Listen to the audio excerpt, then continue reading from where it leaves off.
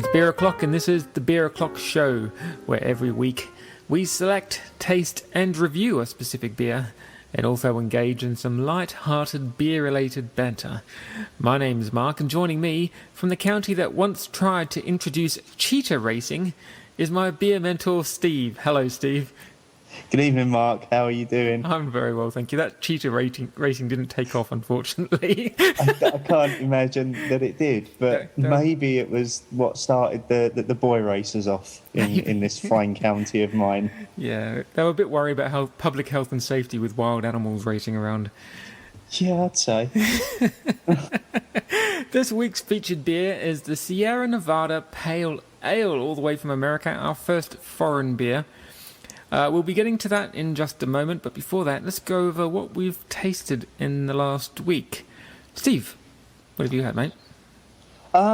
Yeah, interesting night for me on Friday night. I had a few beers that I had picked up from Sainsbury's that were part of their Taste the Difference range, but they've essentially been imported from America.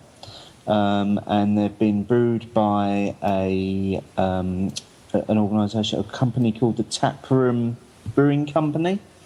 So they're an American concern, and they've done these beers for Sainsbury's. And one of them's a pale ale, and the other one is an IPA, and they come in about 3 30ml bottles, so they're not a big drink at all. I got one last night. Sorry? I picked the IPA up last night from Sainsbury's. Oh, right, okay, yeah. Cool. Well, the pale ale is like the younger brother, so it's like a very easy drink, and I had that first, and I actually had it with my dinner on Friday night to just accompany what I was eating, and I found that fairly easy to drink, really subtle hoppy undertones, and then moved on to the IPA, and it was really, as I say, it was kind of like its big brother. It was same flavours, same taste, but far more hoppy. Mm-hmm. And had a lot more taste to it. So I enjoyed those two as kind of a pair. And I'd recommend that if people were going to try that, actually to try the pair of them as well and compare the two of them to one another. I then moved on to a beer that I thought would actually kill me, which was the Tesco Finest American Double IPA. Now this little baby was 9.2% in a 330ml bottle, and reading the label, we then found out that our good old friends Brewdog are actually behind this one. Oh, right. For Tesco. However, that being said, it was a really nice beer. You could certainly taste and feel the strength in it, but it had very strong hops throughout. So from beginning to end, the hop profile didn't change. It was there on the aroma, it was there in the taste, it was there in the flavour, it was there in the aftertaste. It was hops all the way. But the aftertaste was really, it was a bitter, smooth, lingering aftertaste. So it was actually quite a nice beer. And I'd recommend it, actually, because especially at the moment, I think Tesco's are doing 4 bottles of real ale for £6 or something like that, and you can pick this up as part of that promotion, so well worth picking up a bottle of that. By that point on Friday night, I was well on my way, and I decided that I hadn't finished there, so I then cracked open a traditional Friday night brew for me, the Barry Island IPA. Mm-hmm. Which I think I've only got about 3 more weeks of left of drinking those before my supplies are out. And then I rounded the evening off with the sister beer to what we did last week. So we did the Melville's Strawberry last week. I found the raspberry one hiding in the back of my fridge, and I thought, hey, why not? Let's finish my evening off with that. And I just have to say that although we didn't rate the strawberry beer, it was better than the raspberry one. I think that's all that needs to be said, really. Yeah. So that was my Friday night last week. Very good. Quite a beery night, and I also did my this week's Beervent calendar. Okay. So, which I'll be talking about in a while. Yeah. And anything else over the weekend? No, I've drunk. Went out on a do Saturday night and was kind of doing what felt like wine chasers. So I seemed to be doing a glass of wine and a pint of Tetleys, and then a glass of wine and a pint of Tetleys, and then another glass of wine and another pint of Tetleys throughout the night. And then I've actually drunk quite a lot of wine this weekend as well, which is quite unusual for me. Probably because I've been out at various do's and things, but I did 3/4 of a bottle of wine on Sunday night at a do that I was at, and polished that off last night. So, well, that's your fruit allowance for the week. Well, by all accounts, it's safe to have a glass of red wine at a night. It's good for the heart. Yeah, apparently. you just got a week's worth into a weekend. Yeah, well, exactly. Yeah, you've got a year's worth. Cool. Well, for me, I had a couple of favourites and something new as well. So I had the Brooklyn Lager that I've mentioned before, and the Cooper Sparkling Ale. I picked up another one of those. So they're two beers that I like, and I like returning to those. But I've also had two new beers. One was the Black IPA from Emilis, a Dutch brewery, and the other was the Weihenstephaner Hefeweißbier, a German beer from Germany, a wheat beer from Germany, from the Bayerische Staatsbrauerei. So that's my German accent. It's great pronunciation. Yeah. The Black IPA was really heavy. It had a strong, spicy roastedness all the way through it from beginning to end. It was quite strong for me, and to be quite honest, I didn't like it. Mainly because while I was drinking it, I was comparing it to the Thornbridge, which we reviewed a few weeks ago, that had so much character and so much depth to it. Whereas this, for me, it was just a black pint of roasted-y, coffee-ish, hoppy beer. There wasn't much else to it, unfortunately. But it was nice having having a European beer. The Weihenstephaner wheat beer, unfortunately, showed that my dislike of the Samuel Smith wheat beer wasn't just a Samuel Smith thing. I don't know what it is about wheat beer, but it's just not to my taste whatsoever. And like I said to you, Steve, before we started rolling the tape, I was on a training course this week, and we had to write some stuff down on flip charts, and the smell of the whiteboard markers reminded me of the Weihenstephaner wheat beer. So that's not pleasant whatsoever. So I did finish it off, of course, because as Stephen has taught me, you don't leave beer. But I had to really force it down. Oh, yeah. So we didn't have any personal assignments last week. Unfortunately, we forgot, or rather I forgot to raise the issue.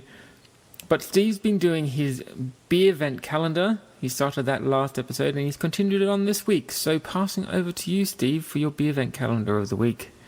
Yes, behind the door this week was Rosy Nosy by Bateman's Brewery. Bateman's are based up in Lincolnshire, I believe. It's a brand that I've only ever tried a couple of their beers, and I've never really got on with any of their beers. So you could possibly see where this one might be going in terms of the review.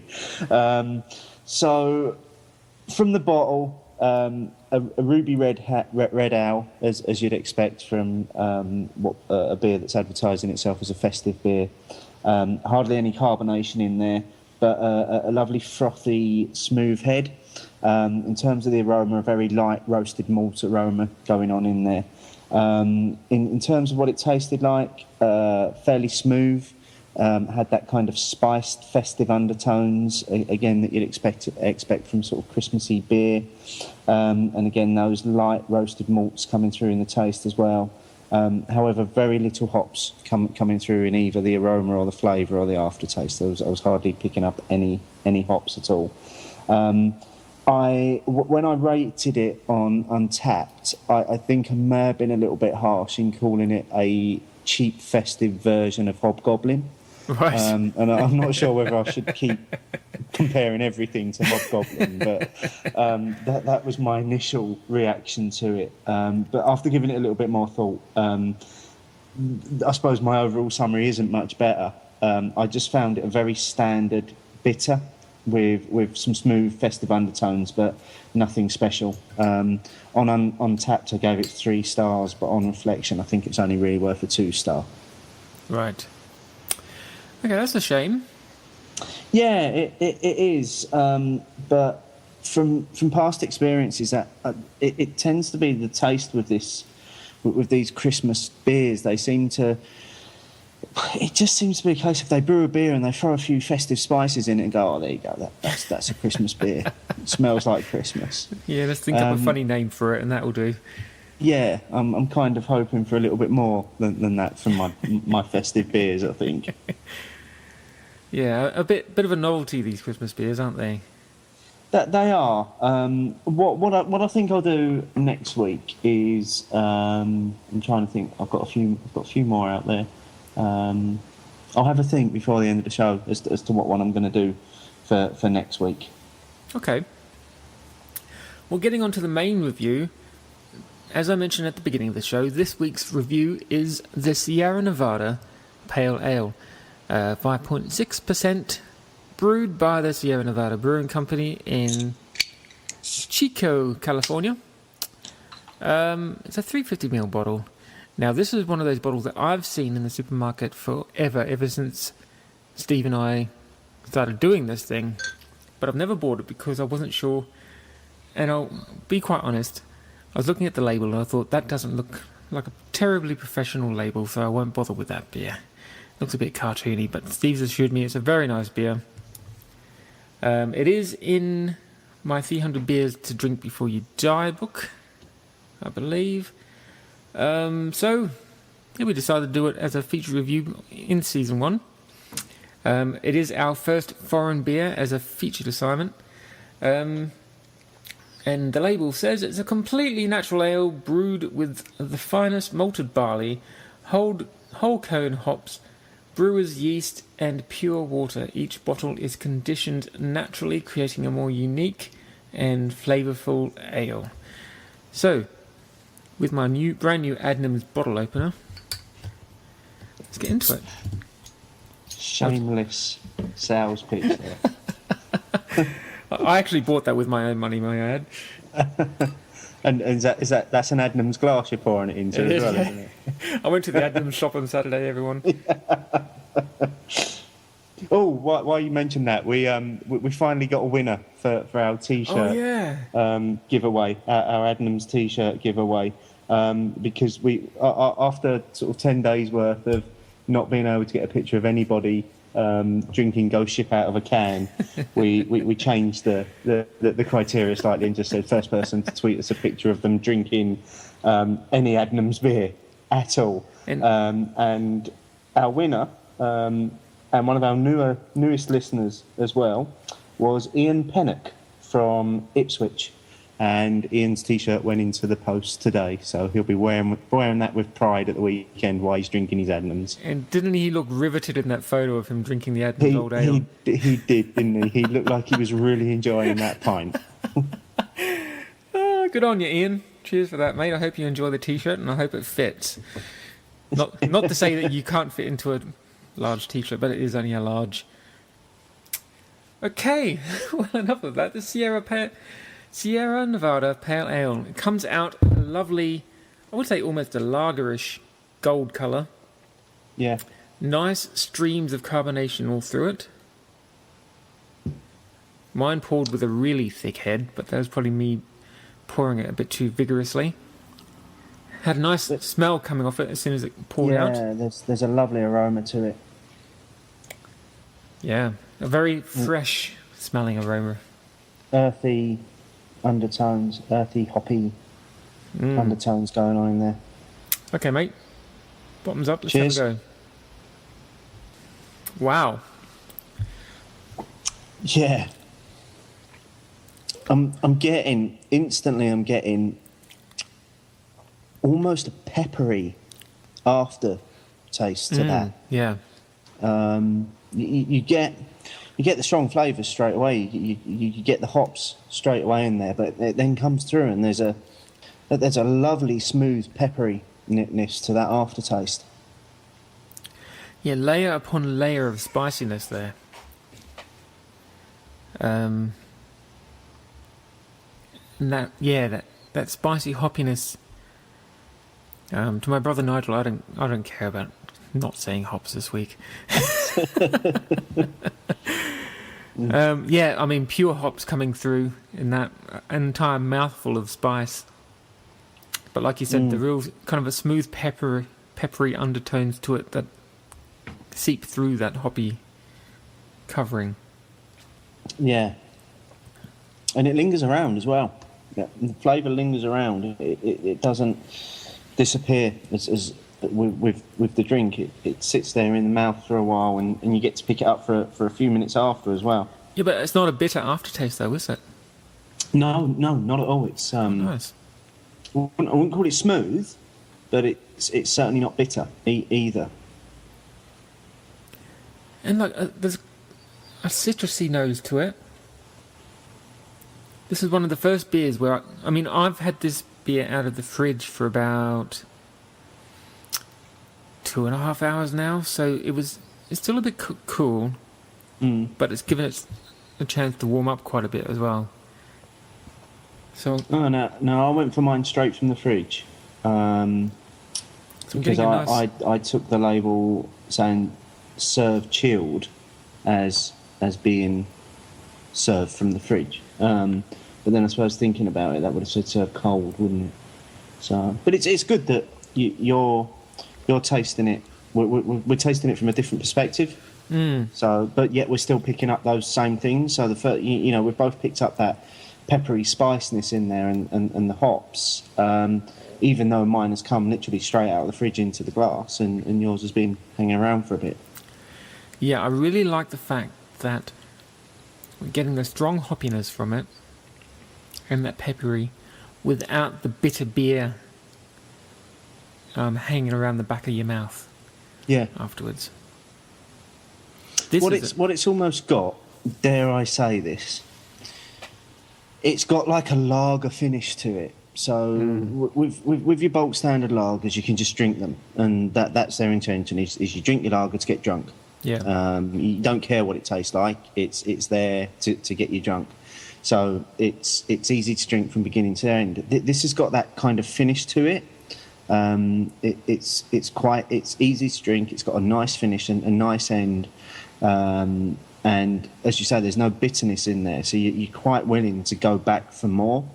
Yep. And enjoy more and more of it. But this is it's a nice beer. I'm getting real lemony off of the aroma now. Yeah, I'm getting a kind of an in between a lemon and an orange smell to it. Good hops on the after belch. They should have that as a rating on all these beer websites, the after belch. Yeah. Hoppiness on the belch. Just looked on Cyclops, it's not on there. Oh, that's a shame. So I don't know whether that means that Cyclops is limited to UK beers or not, or whether it's just not on there, which I find quite surprising because it's a beer that's quite widely available. You can get it in quite a lot of bars now. I've been to a few places where they've had it on tap as well, and quite a lot of supermarkets stock it. So I find it quite surprising that it's not in there. Yeah. Yeah, I'm pretty sure that pub that we met up with in Hammersmith had it. Or am I? Yeah. No, I think they might have done. No. It's a lovely beer. I mean, I tried their Sierra Nevada Summer Ale. I think it was back in September, and that was lovely. That was even easier to drink like this than this. It was even more lager-like than this. Just absolutely refreshing, and really light and golden. But this is a lovely beer. This is absolutely fantastic. Yeah, that peppery kick really gets you though. But I am pleased that it doesn't have that underlying bitterness that you would probably expect, considering how spicy the hops are. I'd be interested to know which hops they've used, because it's obviously the hops that are giving it that pepperiness. Let's see if I can search it out while we're chatting. Or it might be a secret recipe. Who knows? Yeah, that peppery taste lingers. And again, this is quite up there in terms of the strength. So it's a 5.6% pale ale. Very refreshing. You could easily, I could easily do a couple of these without really thinking about it. With that sort of in terms of the ease of drinking, I think. Yeah. It's very easy to drink, and you could very easily be 3 or 4 in by the time you begin to feel it, I think. Okay, so the hops that they use are Magnum and Pearl hops, and they use a Cascade in the finishing of the beer as well. So I think by that they're possibly suggesting that the dry hopping process after the beer has gone through its making is the Cascade that's put in there. But yeah, Magnum and Pearl. So I've got to say they're 2 hops that I don't think I've come across before in a drink. This is going to my head a little bit. I kind of guzzled this one down. It's very nice. There's a quote from their website here, so it might be a little biased, but it's been written by somebody called Elaine Louie, who is from Premier Beer, A Guide to America's Best Bottled Microbrews. And she said that Sierra Nevada Pale Ale is the flagship beer, the one that made Chico famous. It is a flawless beer that opens with bright, perky, high notes of maltiness and orange blossom, and segs into a delectable hoppiness. I wouldn't disagree with that. Yeah, I'm not getting much maltiness from it though. No, I'm not finding the malts in it at all. But then we have had some quite heavily malted beers lately, and it could be that the maltiness that the American market is used to is not the same as the UK market. Yeah, sure. Yeah. It's interesting actually, because I've just taken another sip, and it might be where the drink's warming again. And again, we've spoken many times about how the flavour profile of the drink changes the more it warms. I've just got a real hit of sort of like sweet caramel flavours from it.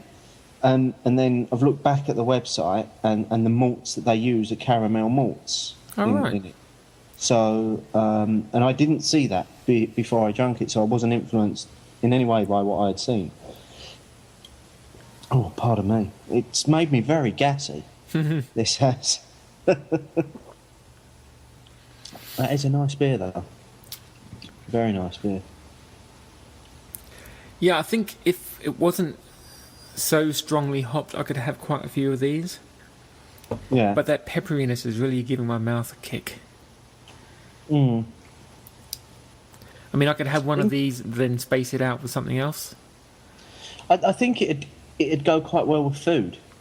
Definitely. You could probably balance that quite nicely with, I don't know, maybe something a little on the spicy side. Maybe a nice juicy steak. I was about to say you could have this with some steak and potato skins. Yeah. With some nice barbecue sauce. Getting hungry. Yeah, it would probably go with those kind of barbecue flavours. Yeah. That you get. It's probably a nice barbecue beer. It's one to be supping while you're stood next to the barbecue, burning your tits off. Well, I'm sure they do plenty of that in Chico. Yeah.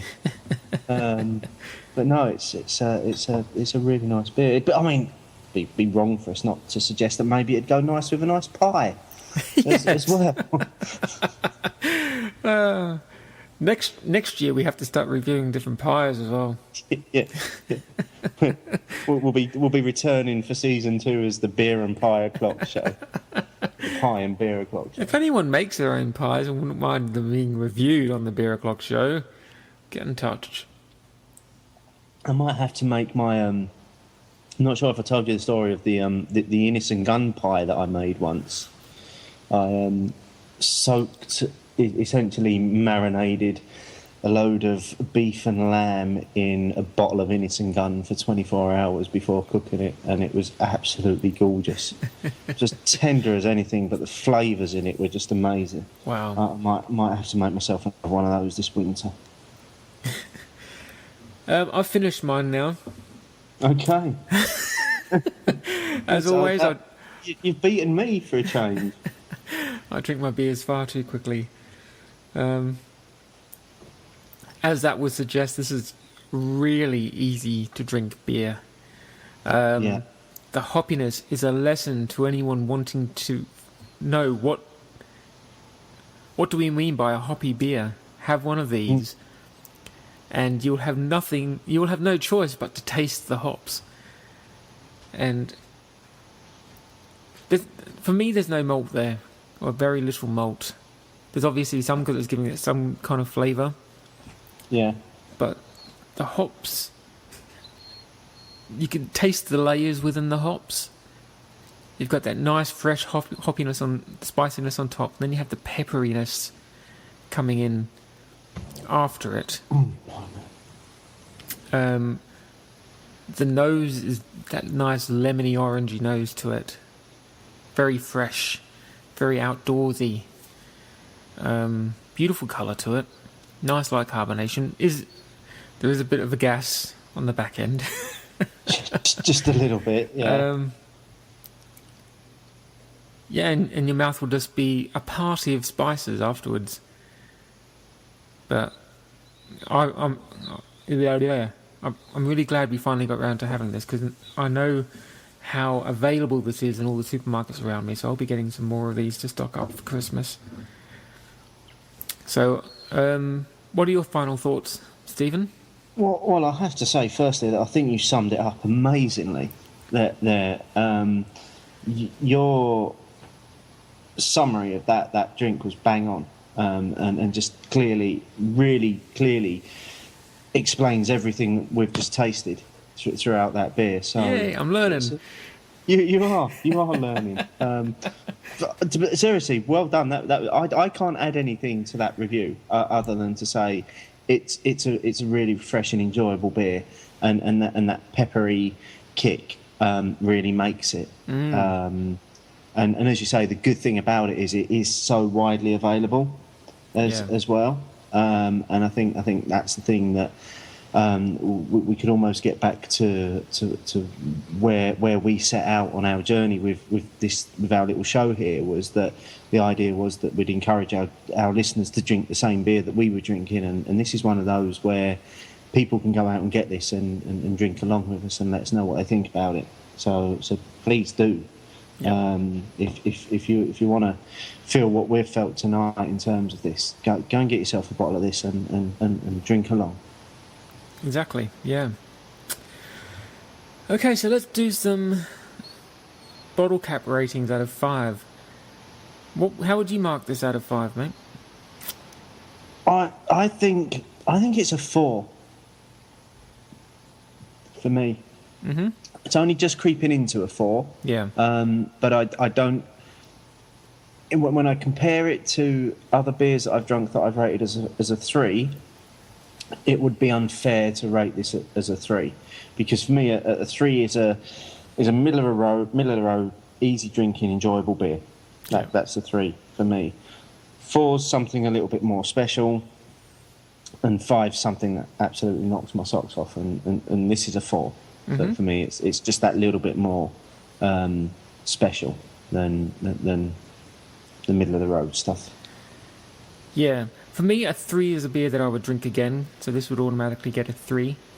It pushes itself up to just barely a 4, because not only would I drink it again, I would be able to remember why I would want to drink it again. We've had plenty of drinkable beers that if you ask me what that tastes like, I wouldn't be able to remember now. I wouldn't be able to recall it. Whereas this one, that hoppiness, that pepperiness, that freshness, it's a definite barely 4 for me. Very nice beer, very drinkable. Definitely recommend it for people if they just want a nice, light, pale ale, and if they really like hops. If they're a real fan of hops. I mean, this is hoppier than some of the India pale ales that we've had. I'm not sure if they do an India Pale Ale. I imagine if they do, that would absolutely blow your socks off in terms of hops. But if you consider some of the so-called India Pale Ales we've had, especially like that Scottish one I had a few weeks ago personally, which had barely any hops in it at all. Yeah. And as you told me in our first episode when we did the Green King IPA, the beer that shall not be mentioned. The beer that shall not be mentioned. The IPAs are characterised by the hoppiness, which, they piled the hops in so that would survive the boat trips to India. In the traditional sense, yes. In the traditional sense. That's what an IPA should have. And I think that this is one of those beers that's I think it's probably been around for a while now. So it's probably a beer that a lot of this kind of craft beer resurgence in both the US and over here is probably based itself on is the profiles that are going on in this particular beer. Yeah, a very nice beer. It's also nice to have that one thing about any one beer that you drink that you remember. So because again, if you walk into somewhere and you've got a selection and you're not sure, if you see this in a pub now, you think, oh, peppery aftertaste, and that'd be the thing that'd either draw you to it if that was where you were feeling on any particular given evening, or take you away from it. Yeah. Right. Well, that's our review of the Sierra Nevada Pale Ale. I'll be tapping that in later. And speaking of Untapped, you can find me there on Roku. This is the Untapped iPhone and Android app. They also have a website, Untapped, untappd.com. I'm Roku on there. You can find Steve Mental Bentos. Those are also our Twitter usernames. And you can find the show on Twitter and Facebook at Beer O'Clock Show. You can find us on the web at beeroclockshow.co.uk, and you can find us on iTunes just by doing a search for Beer O'Clock Show in the iTunes store, where please leave us a review and a rating. Yeah. Follow our Twitter feed, Beer O'Clock Show. We're always posting stuff about the show, what we're drinking, retweeting plenty of breweries. It's always good to have a banter about what beer you're having over the weekend. And join the Facebook community, facebook.com/Beer O'Clock Show. Right, I'm not going to do a weekly assignment next week. I'm going to leave that to Steve with his Beervent calendar as he inches ever closer to being the red-nosed Santa for Christmas. Pick a number. Pick a number between 1 and 3. 2. Okay, next week then, behind next week's Beervent calendar door is Uncle Scrooge by Oxfordshire Owls. That's what I'll be sampling for the Beervent calendar next week. We've got 2 more episodes after this until Christmas. It's winding up before the end of season 1. Join us next week. My name is Mark. That's Steve. Good evening. Good evening. See you next week. Cheerio, mate.